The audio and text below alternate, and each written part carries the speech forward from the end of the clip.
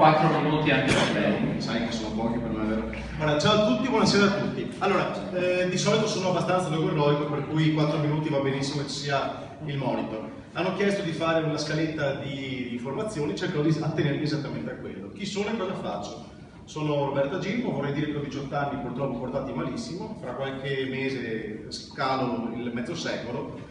Sono sposato, ho 3 figli, valori importanti, fondamentali, sembrerà banale, ma sono la famiglia e il lavoro. Questo è il mio valore importante, questo in tutto e per tutto. Per dire altre 2 o 3 cose che hanno suggerito in relazione alle domande specifiche, hobby e sport. Sport sì, vorrei farli, purtroppo non ce la faccio più. Hobby, ho degli hobby anche io, che sono un po' alternative e casual, mi piace giocare a scacchi, gioco a backgammon, dopodiché mi fermo là. Ora, detto questo, passiamo alle cose più interessanti, i valori portanti di quello che è il nostro modo di essere, il modo di avere. Ora, noi siamo Indipendenza Noi Veneto, siamo una lista unica, non possiamo e non vogliamo essere con altre liste, per una scelta ben chiara, perché il nostro incipit è esattamente l'indipendenza del Veneto. A questo punto sfrutto i 2 minuti e 43 che ho a disposizione per cercare di spiegarvi come primo punto che cosa vuol dire indipendenza del Veneto. Moltissimi fanno confusione su questo aspetto, c'è molta confusione anche sulla terminologia. Voi sapete probabilmente che il 22 ottobre di quest'anno ci sarà un referendum per l'autonomia. Molti ancora oggi non hanno ben chiara la differenza che c'è tra autonomia ed indipendenza. Sicuramente sono 2 step particolari, entrambi difficili da raggiungere, però è altrettanto vero che se qualcuno non ci prova sicuramente non si raggiunge. Ora, cerchiamo di capire innanzitutto la differenza tra autonomia ed indipendenza. Autonomia è lo Stato che, dichiarando, cioè praticamente facendo con 2/3 dei voti del Parlamento, può dare l'autonomia ad una regione. Autonomia vorrebbe dire sostanzialmente quello che sta chiedendo anche Zaia, di poter avere i 9/10 del gettito fiscale del Veneto che rimangono in Veneto, tradotto in parole povere, come il Trentino Alto Adige, come Trento Bolzano, i 9/10 di quello che noi versiamo potrebbero rimanere a casa.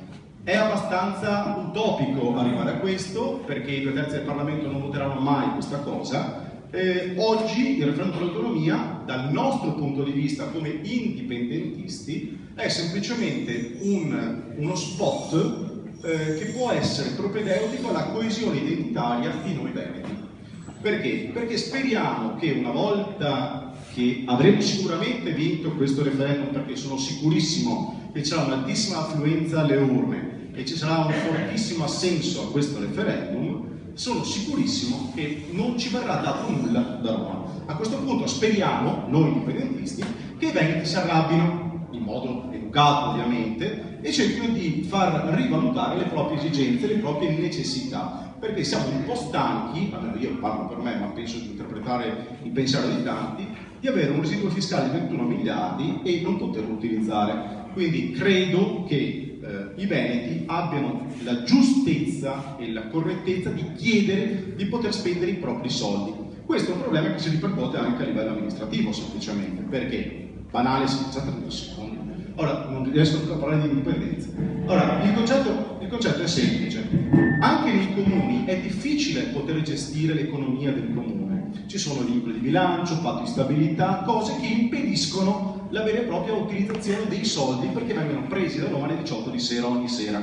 Ora, finisco, l'indipendenza ne parlo dopo. Allora, il concetto è: qualunque promessa si possa fare nell'ambito locale non può essere sempre mantenuta, perché dipende da quanti soldi si possono spendere. Noi li avremo, il problema è che Roma non ci lascia usare. Grazie.